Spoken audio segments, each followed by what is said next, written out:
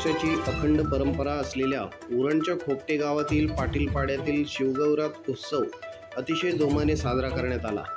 आज परंपरेनुसार सकाळी देवाच्या समोर घुंगरू वाजले जावेत या प्रथेनुसार रायगडच्या रोहा तालुक्यातील सुप्रसिद्ध शाहीर वसंत भोईर यांच्या नाच मंडळाने शिवगौऱ्याच्या प्रांगणात 2 गाणी गाऊन आणि नाचून घुंगरांच्या साह्याने शिवगौराला आजच्या दिवशी वंदन केले।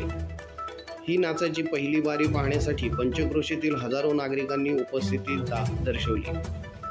मंडळाचे अध्यक्ष प्रशांत पाटील आणि सहकारी मंडळांनी यावेळी सर्वांचे मनपूर्वक स्वागत केले।